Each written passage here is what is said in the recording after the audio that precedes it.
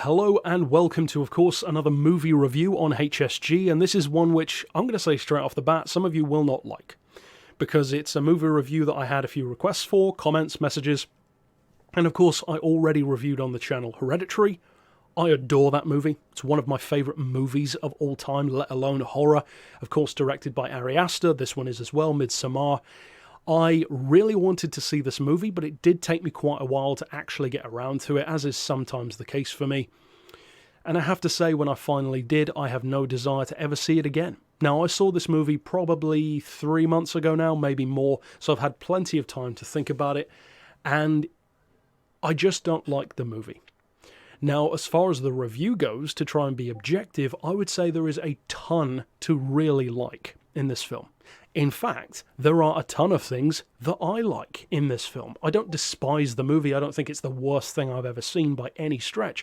In fact, I think the reason why I don't like this movie is because I love Hereditary so much, and this dropped the ball majorly compared to that film. Now, Hereditary is not a perfect movie. I don't like the ending, and I would have written it totally differently, and I might even talk about how I would have written that movie at the end in some other future video.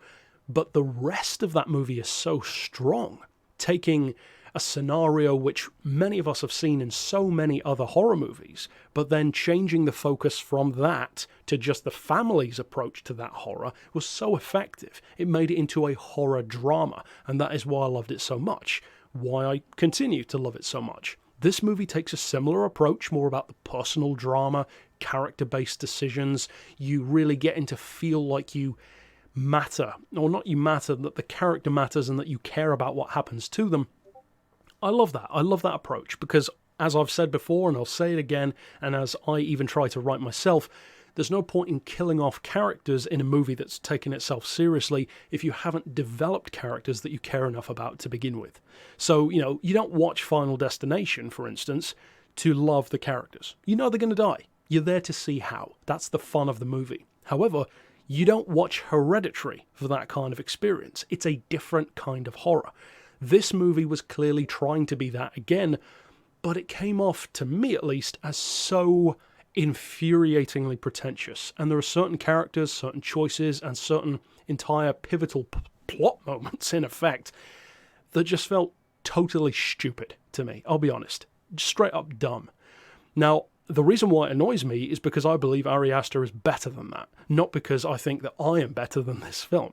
And there's a fine line between, seeing whether someone means one or the other, but to me, it's definitely because I'm such a fan of his earlier work.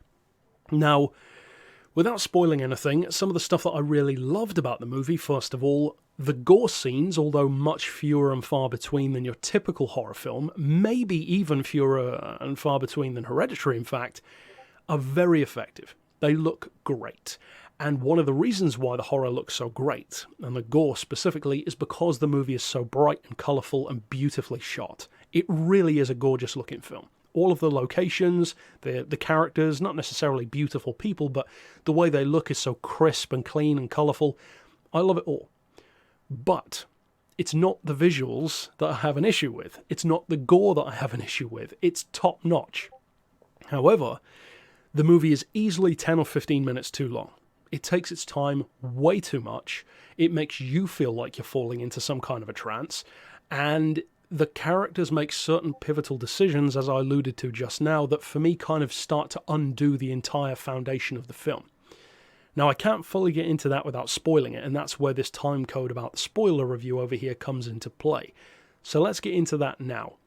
Spoiler time. If you've already seen the movie, of course, it doesn't matter about spoilers now. I think most people will have seen this movie if they were going to by this point, so let's talk about it. The biggest problem I have with this movie is the boyfriend. And I think most people probably will have a problem with him if they're going to have a problem with anything. However, the issue which I have with the boyfriend is probably not what you might think. Because yes, you despise him. That's the idea. That's not the problem that I have. The problem that I had is the movie beats you over the head with it over and over and over again, twice, 3 times more than is necessary for you to realise that he's a waste of space. We get the idea. There's a certain point in storytelling where it goes from making a point to just becoming repetitive. And in this movie, it became repetitive for me. Especially when, and this is why it's an issue, the entire arc of the film is based around the primary girl finding her footing, gaining her independence, and getting finally free of him.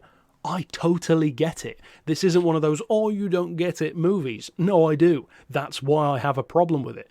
She's not a strong character. She has time and time again to get her ass out of that situation, even if it's just to a different location. Not necessarily flying away, but just moving somewhere where you're not currently having a pointless argument with a dumbass who you've come with.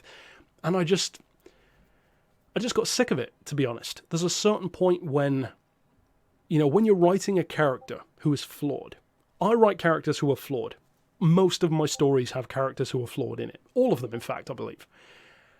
But there's a fine line, and it's such a fine line, I think, between writing a character who is flawed and using that to make you care about them, but also see how they evolve through the story, and then just having a character who goes through the entire 2 and whatever hours of a movie without changing a fibre of their being, and then in the last 30 seconds suddenly thinking, I'm happy because I'm in my bouncy flower dress.